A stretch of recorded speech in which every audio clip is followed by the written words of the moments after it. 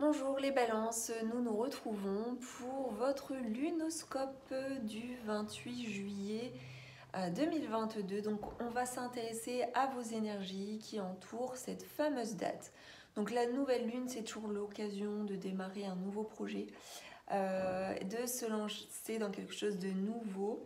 Donc on a les énergies de nouveauté et de renouveau avec la nouvelle lune.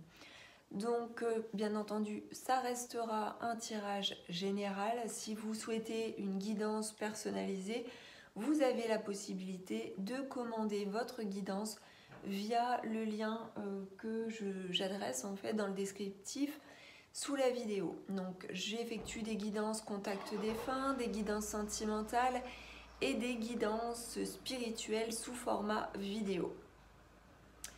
Ceci étant dit, on va démarrer, donc mes chères balances, avec une première carte qui va nous permettre de voir quelle est l'énergie première, primordiale, qui va entourer cette date. J'en ai beaucoup trop. Allez, nous avons ici l'avidité. Donc on a vraiment un désir très important. On a vraiment un appel très fort. Il y a quelque chose qui se fait violent en soi pour pouvoir assouvir un désir. Donc avec l'avidité, on peut nous parler aussi d'envie. On peut possiblement nous parler aussi de jalousie pour certains. On a ce cri en fait. Il y a quelque chose de criant en soi qui doit être externalisé et c'est important. C'est important que ça sorte. On a le cri de la louve en fait.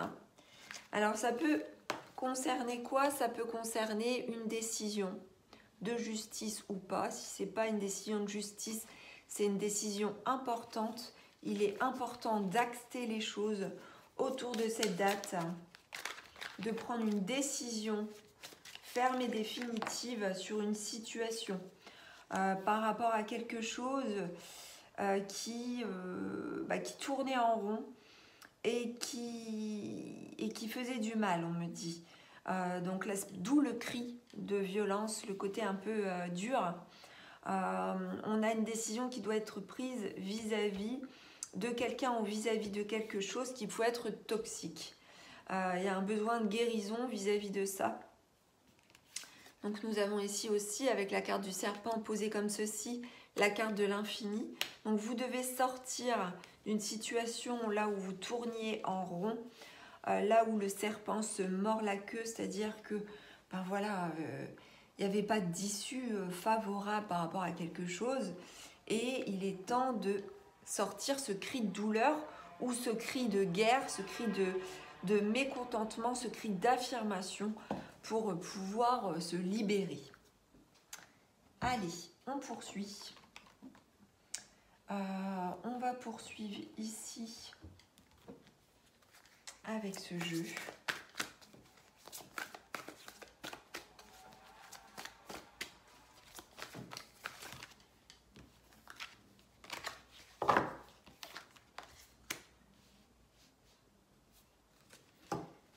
On m'a dit que vous devez renoncer à quelque chose. Alors, voilà, il y avait...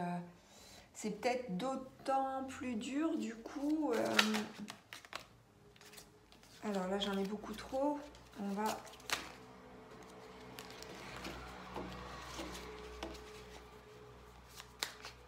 Voilà. Donc, tout s'est mélangé. Voilà.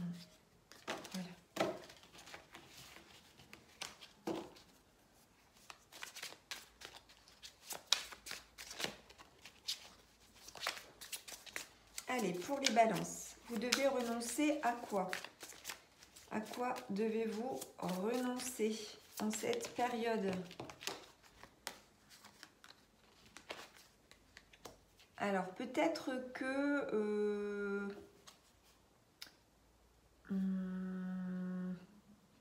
vous devez écouter votre ressenti et du coup renoncer à quelque chose qui qui concerne la maison, alors ça peut être votre logement ou un projet immobilier, ou alors votre foyer, vous devez renoncer à quelque chose et du coup vous devez être à l'écoute de ce que vous ressentez, on me dit. Donc voilà, hein, peut-être qu'il y avait une recherche de logement, il y avait peut-être un projet d'emménagement. On vous demande de renoncer, c'est pas forcément le bon moment. Voilà, alors j'espère ne pas vous décevoir, hein, mais pour certains, mais en tout cas, voilà, on vous dit que c'est pas le bon moment. Tout simplement, c'est pas ça quoi en fait, c'est pas ça. Alors si c'est pas un projet immobilier, hein, c'est renoncer à quelque chose autour de la maison. Donc ça peut être autour du foyer, un projet peut-être de travaux, un projet d'agrandissement, ça peut être voilà, de déménager ou quelque chose de cet ordre. Donc voilà, on vous dit tout simplement que faut peut-être le reporter à plus tard, en tout cas c'est pas le bon moment. On va voir ce qu'à contrario vous pouvez entreprendre. Il ne s'agit pas d'avoir ou de chercher à obtenir ce que nous voulons, mais de commencer par accepter de le recevoir. Donc, je vous la relis. Il ne s'agit pas d'avoir ou de chercher, d'où le renoncement, hein, à obtenir ce que nous voulons, mais de commencer par accepter de le recevoir. Donc là, on vous demande de ne pas être dans la recherche, on vous demande de ne pas être dans cette volonté d'obtenir, d'avoir, mais on vous demande d'être d'abord dans l'accueil, dans l'acceptation de recevoir les choses. Et il y a certainement quelque chose que vous allez recevoir et que vous ne cherchez pas. Donc s'il y avait peut-être, alors je reviens à mon exemple, hein, mais ça reste un exemple bien entendu les balances, s'il y avait peut-être une attente par rapport à une maison particulière, vous focalisiez là-dessus, on vous dit peut-être que ce n'est pas ça, on vous demande d'être d'abord dans l'accueil et vous allez recevoir certainement peut-être voilà, autre chose en termes de résultats. Donc c'est pas par la recherche que vous allez obtenir les choses, mais c'est juste dans l'acceptation et l'accueil que vous pourrez recevoir les choses. Alors ça vous semble pas clair peut-être hein, ce que je vous dis là, logique, parce que vous êtes actuellement dans une période où vous n'y voyez peut-être pas forcément clair et où de toute façon là on a ce fameux cri et cette avidité là qui ressort. Du coup là automatiquement il va falloir un petit peu de temps hein, pour pouvoir être dans cette énergie d'accueil, de réception, de réceptivité. Forcément la nouvelle lune elle va vous perturber. Elle va vous perturber, vous ne serez pas dans l'équilibre attendu.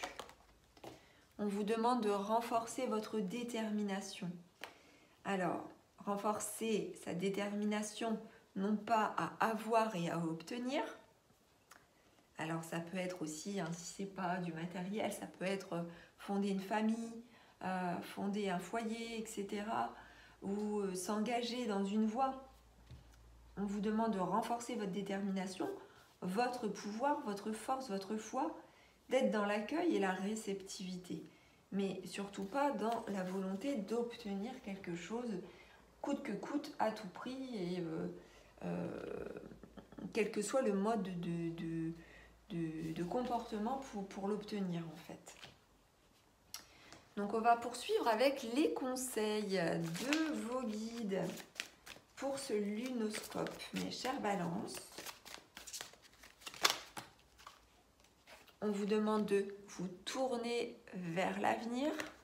Donc, vous tourner vers l'avenir, ça va au-delà du présent, c'est-à-dire on vous demande en fait de vous focaliser peut-être sur autre chose ou sur une autre façon de faire, une autre façon de voir, un autre comportement, une autre relation.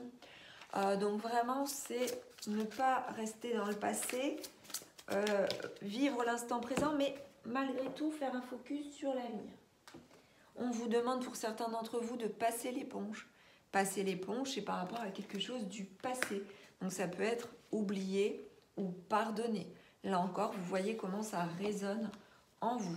Ça peut concerner votre vie sentimentale comme ça peut concerner votre vie professionnelle ou votre vie sociale ou toute autre chose. On va terminer, mes chères balances, avec un ou des messages de vos guides concernant vos énergies.